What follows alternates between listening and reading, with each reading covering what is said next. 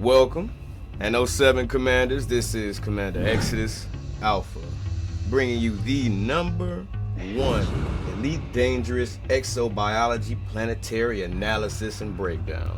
We'll be starting with star types, planet types, exobiology and geology, discovery types, credits and bonuses. Finally, tips for your next expedition.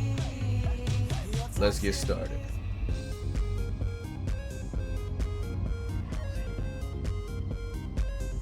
O-type stars are the most luminous and massive main sequence stars. They usually range from 15 to 90 solar masses, with a surface temperature reaching 52,000 Kelvin. So they appear very blue. They are very short-lived, with lifetimes of 1 to 10 million years, ending in a supernova. B-type stars. B-type stars are very luminous blue-white stars. They usually range in a mass from 2 to 16 solar masses and have a surface temperature reaching 30,000 Kelvin. Their lifetimes are shorter than most main sequence stars. A-type star.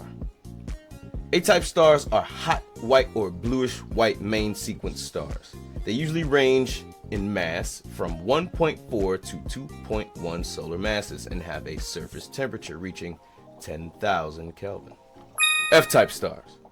F-type stars are white main sequence stars. They usually range in mass from 1 to 1.4 solar masses and have a surface temperature reaching 7,600 Kelvin.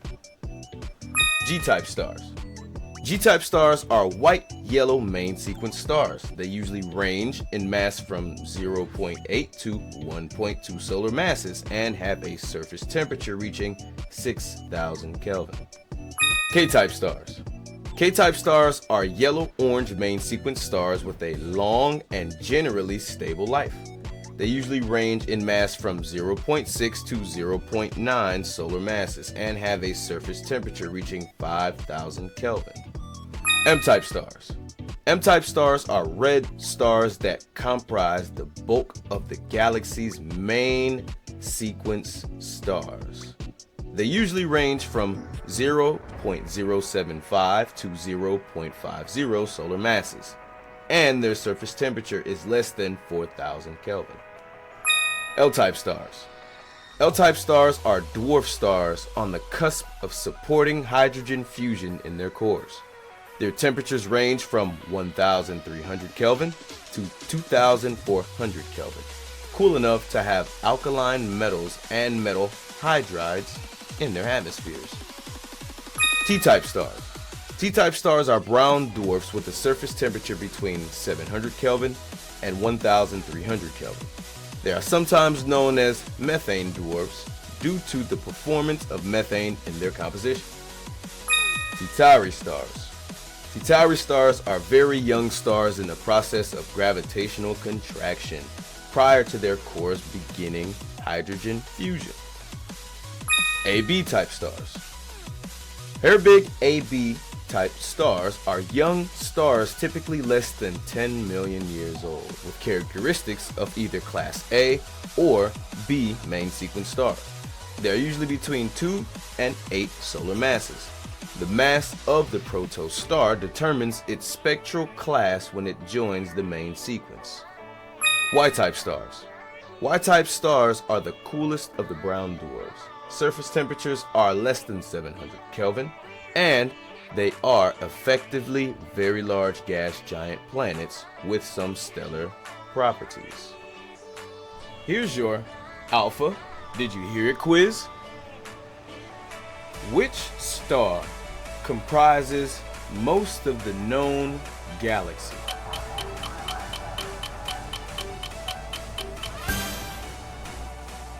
We'll get you that answer in a couple stars. Stay tuned. C-type stars. C-type stars are carbon stars approaching the end of their lives. Hydrogen fusion is beginning to stop and can alternate. They can be identified by the carbon component in the atmosphere being greater than oxygen. The surface temperature is rarely higher than 4,300 Kelvin. CN-type stars. CN-type stars are variants of carbon stars. which are stars approaching the end of their stellar lives as hydrogen fusion begins to stop. They were once K or M type stars. CJ type star. CJ type stars are variants of carbon stars approaching the end of their stellar lives as hydrogen fusion begins to stop. This CJ variant has much more carbon, 13 in its atmosphere. Are you ready to answer Exodus Alpha's Did You Hear It quiz? Which star comprises most of the known galaxy? If your answer was sequence M, correct. Sequence M stars. I knew you'd get it right. MS type stars. MS type stars are late sequence stars that have progressed from the M class stage and are heading towards becoming carbon stars. They are nearing the end of their stellar lives. S type stars. S type stars are late sequence stars that were once M class stars. They have begun the cycle towards becoming carbon stars and are nearing the end of their stellar lives. Wolf-Rayet stars. Wolf-Rayet stars are massive stars nearing the end of their life cycle, past their hydrogen burning phase. There were once over 20 solar masses, but now shed material through solar wind. Their surface temperature can reach 200,000 Kelvin, so they appear a brilliant blue. White dwarf type stars. White dwarf stars are stellar remnants.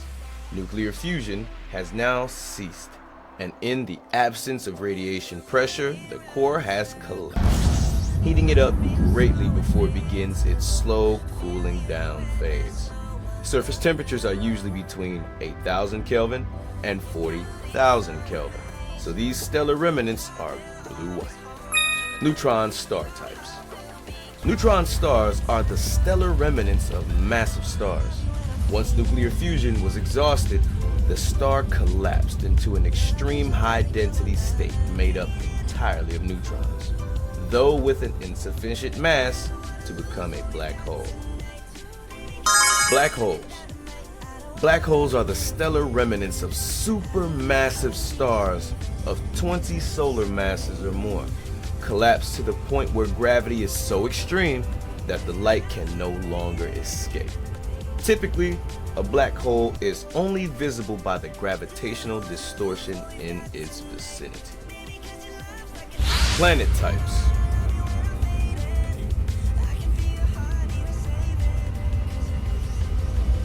Water giant planets. A gas giant with a very thick atmosphere dominated by water vapor. Gas giant planets with water-based life. A gas giant with a hydrogen and helium-based atmosphere. Vivid colors are produced by oxygen and carbon-based compounds. This planet contains life forms in a hot layer of high-pressure water, with vast quantities of free-floating radioplankton, tiny carbon-based algae. Gas giant planets with ammonia-based life. A gas giant with a hydrogen and helium-based atmosphere. Vivid colors are produced by oxygen and carbon-based compounds. This planet contains life forms in the ammonia cloud layer, with vast quantities of free-floating radioplankton, tiny carbon-based algae. Class 1 gas giant planets. A gas giant with a primarily hydrogen and helium atmosphere. Vivid colors are produced by clouds in the upper atmosphere of ammonia, water vapor, hydrogen sulfide, phosphine, and sulfur. Upper cloud layer temperatures are typically less than 150 Kelvin. Class 2 gas giant planets. A gas giant with a primarily hydrogen and helium atmosphere. Water vapor in the upper cloud layers gives a much higher albedo. Surface temperatures are typically around 250 Kelvin. Class 3 gas giant planets. A gas giant with a primarily hydrogen and helium atmosphere, but without distinctive cloud layers. Optical scattering causes a blue color, with the chance of wispy cloud layers from sulfides and chlorides. Surface temperatures range between 350 K and 800 K. Class 4 gas giant planets. A gas giant with a primarily hydrogen and helium atmosphere, with carbon monoxide and upper clouds of alkali metals above lower cloud layers of silicates and iron compounds, hence the brighter colors. Upper cloud layer temperatures are typically above 900 Kelvin. Class 5 gas giant planets. A gas giant with a primarily hydrogen and helium atmosphere, with thick clouds of silicates and iron compounds, even metallic iron. They are the hottest type of gas giants with upper cloud temperatures above 1,400 Kelvin and much hotter lower layers. Helium-rich gas giant planets. A gas giant planet with a primarily helium atmosphere. Most or all hydrogen has been lost due to insufficient mass to hold on to it. Past temperatures have been much higher, driving off the hydrogen at a greater rate. Helium gas giant planets. A gas giant with more helium in its atmosphere compared to hydrogen. Most or all hydrogen has been lost due to insufficient mass to hold on to it. Past temperatures may have been much higher, driving off the hydrogen at a greater rate. Earth-like planets. A terrestrial planet with an active water-based chemistry and indigenous carbon water-based life. This planet's nitrogen-oxygen atmosphere is breathable for humans. Ammonia planets. A terrestrial ammonia planet with an active ammonia-based chemistry and carbon ammonia-based life. Water planets. A terrestrial water planet with an active water-based chemistry and carbon water-based life. Metal-rich planet with no atmosphere. A metal-rich planet that has a large metallic core with plentiful metallic ores even at the surface. Some higher metals can be found in their elemental form, especially around areas of past or current volcanism or liquid erosion. This body has no atmosphere. High metal content planet with no atmosphere. A high metal content planet with a metallic core. Planets like this can have metallic ores near the surface in places, especially around areas of volcanism. This body has no atmosphere. Rocky planet with no atmosphere. A rocky planet with little or no surface metal content. Planets like this have lost most of their volatiles due to past heat, and any metallic content will form a small central core. This body has no atmosphere. Rocky ice planet with no atmosphere. A rocky ice planet with a small metal core and thick rocky mantle with a crust of very deep ice. Geological activity is common because of the large quantities of volatiles in the crust, often creating a thin, sometimes seasonal atmosphere. Otherwise, this body has no atmosphere. Ice planets with no atmosphere. An ice planet composed mainly of water ice. Planets like this form in the cooler regions of a star system and retain many volatiles as solids within their crust. This body has no atmosphere. Metal-rich planets with atmosphere. A metal-rich planet that has a large metallic core with plentiful metallic ores even at the surface. Some higher metals can be found in their elemental form, especially around areas of past or current volcanism or liquid erosion. This body has no atmosphere. High metal content planets with atmosphere. A high metal content planet with a metallic core. Planets like this can have metallic ores near the surface in places, especially around areas of volcanism. This body has an atmosphere. Rocky planets with atmosphere. A rocky planet with little or no surface metal content. Planets like this have lost most of their volatiles due to past heating, and any metallic content will form a small central core. This body has an atmosphere. Rocky ice planets with atmosphere. A rocky ice planet with a small metallic core and thick rocky mantle with a crust of very deep ice. Geological activity is common because of the large quantities of volatiles in the crust, and has created an atmosphere on this planet. Ice planets with atmosphere. An ice planet composed mainly of water ice. Planets like this form in the cooler regions of a star system and retain many volatiles as solids within their crust. This body has an atmosphere. Currently discovered exobiology data. Solid mineral spheres.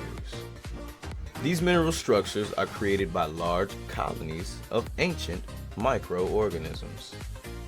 Lattice mineral spheres. These mineral structures are created by large colonies of ancient microorganisms as well. Brain trees. These organic structures are so called because of the vaguely brain-like growths on the ends of their branches. There are multiple species of brain trees. Bark mounds.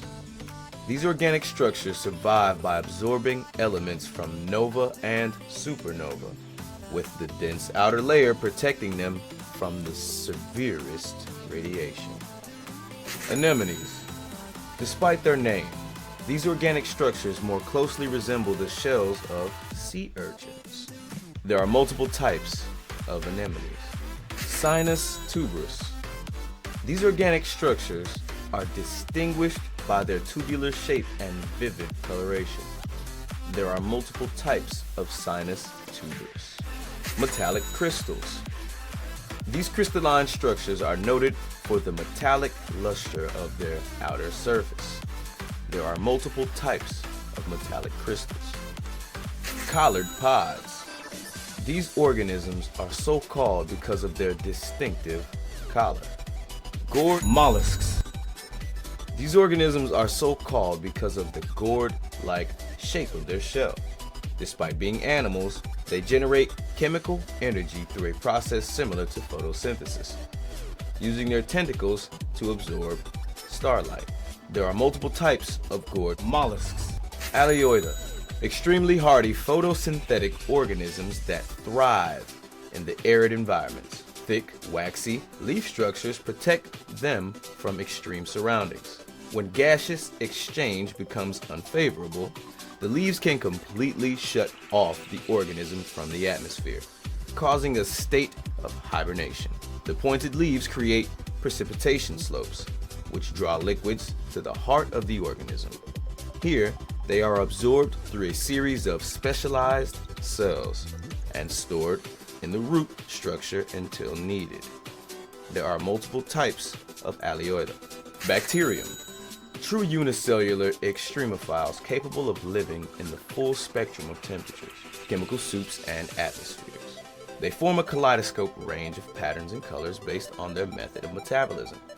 They derive energy from photosynthetic, chemosynthetic, or thermosynthetic processes. These are believed to be the precursors for many life forms and are often found in conjunction with other species. Links between the biochemistry of bacterial colonies and neighboring organisms are likely, but as yet unproven. There are multiple types of bacterium. Cactoidea. Photosynthetic organisms that have adapted to extreme conditions by reducing their surface area to volume ratio, thereby protecting more sensitive tissues from exposure. The outer layer is formed from specialized light-transmitting cells. These are filled with an insulating hydrophobic layer which helps to maintain core temperature and liquid retention. Deep, extensive root structures hold the organisms in place and facilitate the extraction of trace minerals. Some Cactoida species feature explosive seed distribution as a method of reproduction. There are multiple types of Cactoidea. Clypeus. Extremophile organisms that have evolved to create hard shield structures, primarily to protect against stellar radiation. They also collect and condense traces of liquid mineral in the atmosphere, allowing the organisms to flourish in extremely arid environments. The shields are typically synthesized from surrounding inorganic material, which will frequently define their shape and coloration. There are multiple types of clypeus. Concha, highly specialized, complex extremophiles that have developed protective and sturdy motile shell structures. These open and close based on the sustainability of the current environmental conditions. The shells are an organic structure with an excreted, inorganic, insulated, and sometimes reflective casing that helps the organism maintain homeostasis.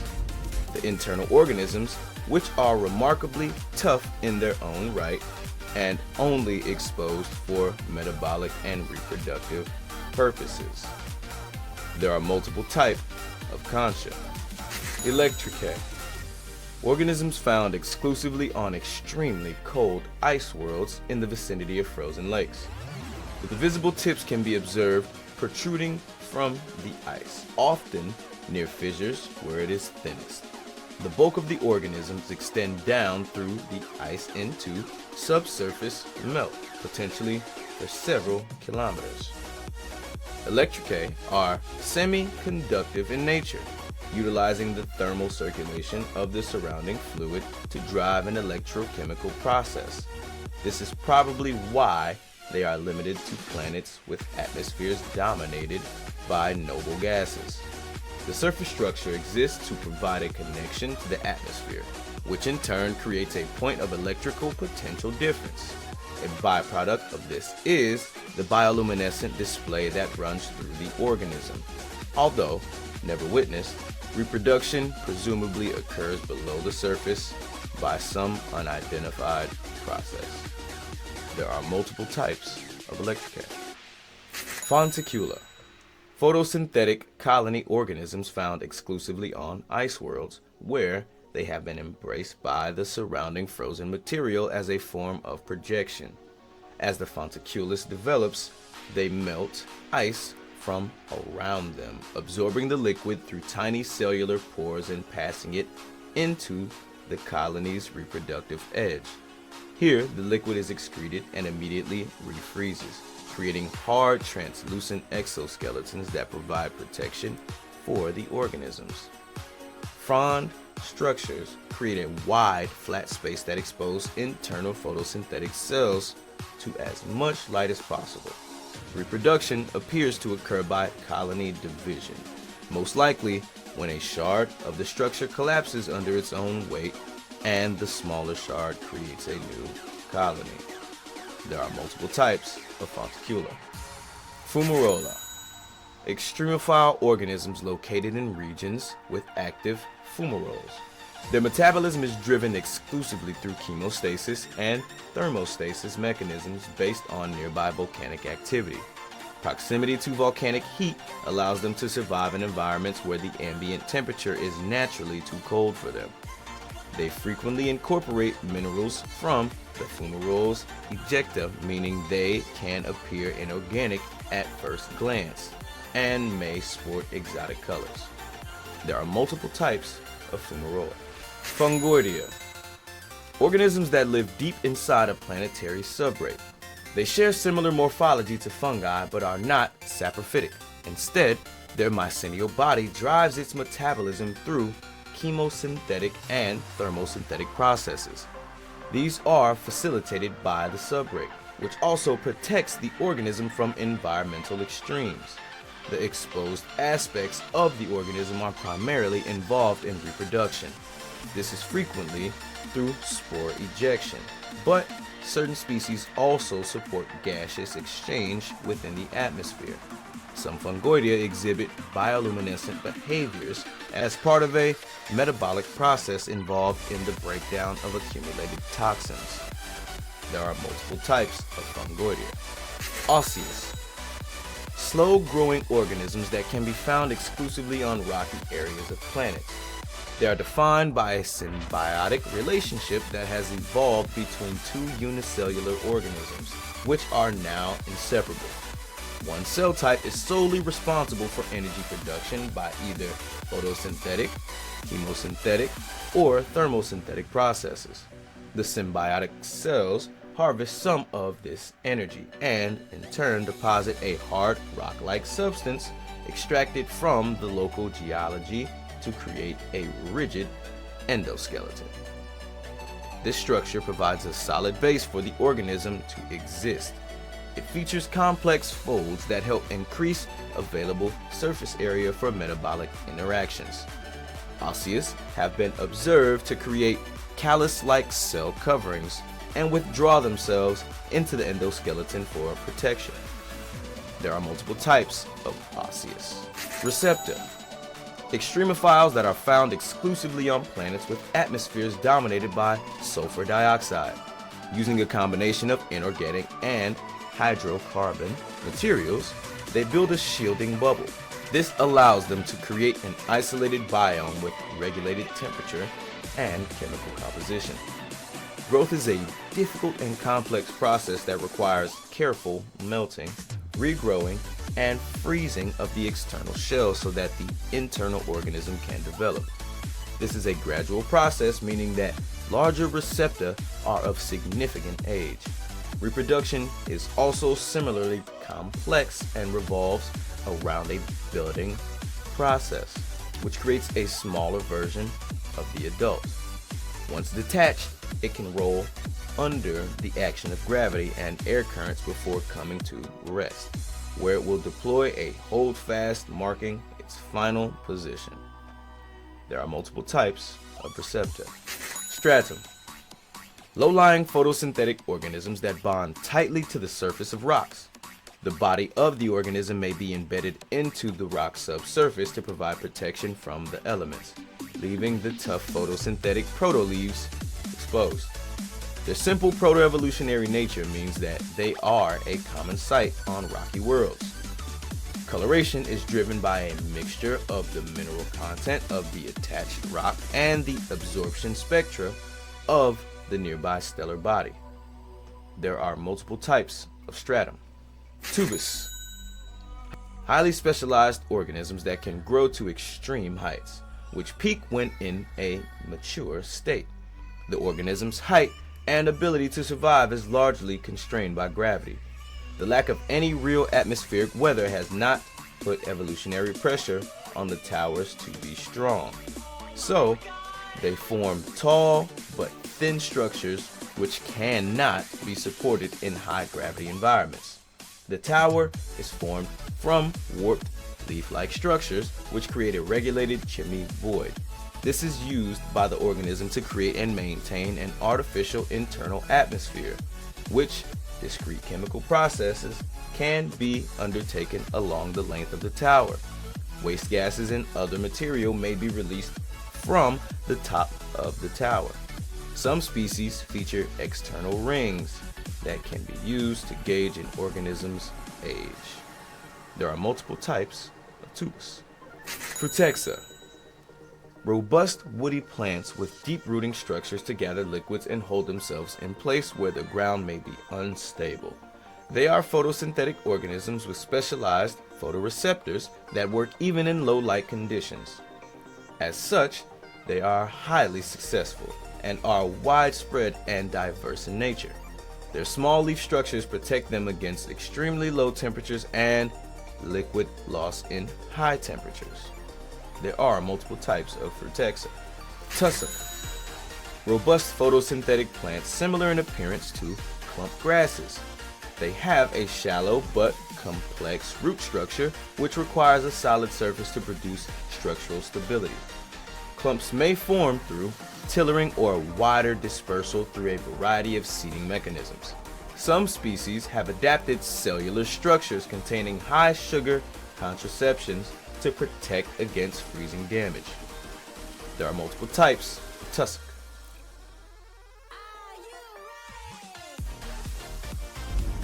Once you arrive at the station, be sure you dock carefully. Any mistake at this point can ruin all of the hard work that you just put in to acquire the data that you have. Once you get inside, make sure you find the suitable landing pad that you are docking for. Access starport services and be sure to restock on all of your fuel, ammo, and other requirements.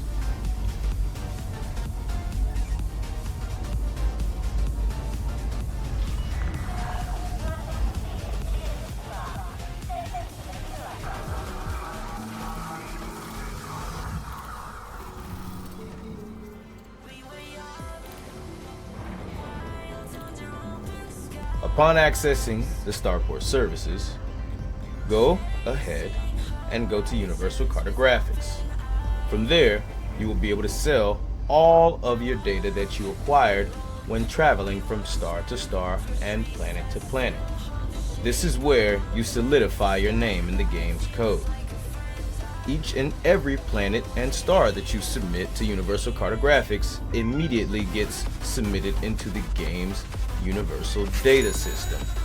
This now has your name posted on every star and every planet that you visited on your tour during Exobiology. Next, 5,982,459 credits. Sell this page.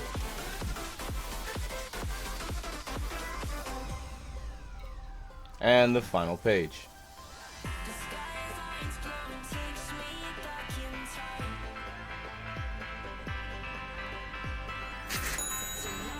And now this is where you want to head to the Exobiology station.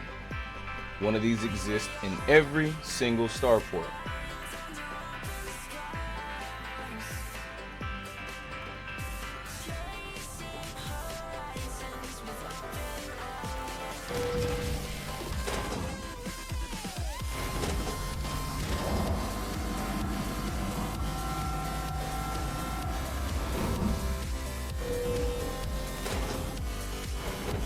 This is what most starports will look like, based on the faction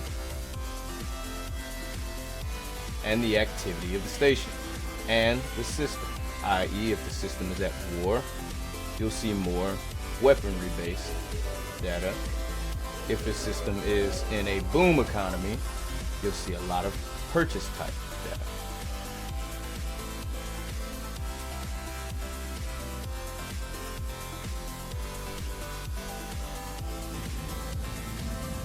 This is where you can buy a shuttle if you don't have a ship. You can use shuttles to get to and forth from different space stations and different systems.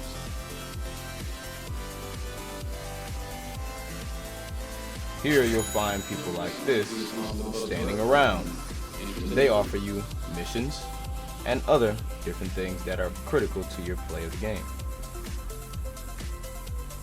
Here you can find your weapons and supplies.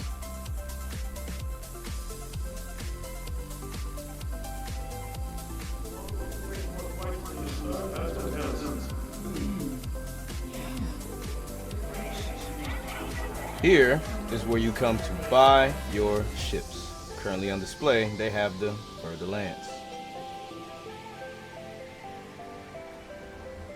You go directly up to the ship salesperson, and she can tell you all the ships that are docked at this station for purchase.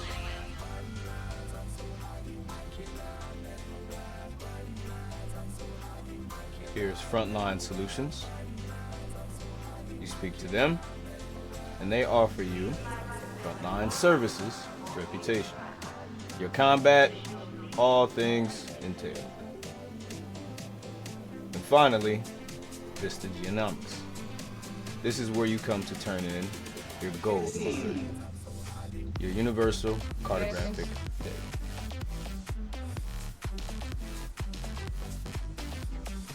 You have organic data services. You select, I'd like to sell my organic data. Our researchers always welcome fresh data. And now you receive first page. This is minus, so far, the credits that are given after you sell the page. Currently this page is selling for 297,513,100 credits.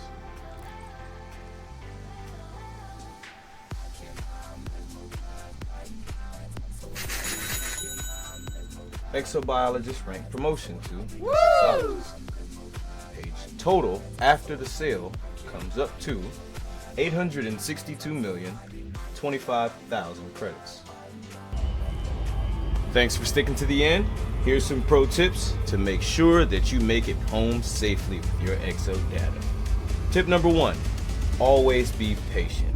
Take your time to land safely. There is no rush. Take your time to enjoy the game. Number 2, always make sure your destination is plotted. Write it down or put it in your PC's notes. 3, always have a goal destination for your expedition. If you just run out into the black aimlessly, you'll come back with no goals completed. 4, it's easy to get sidetracked. Always make sure you stay on task. Those credits aren't gonna make themselves. 07 Commanders, and I'll see you in the black.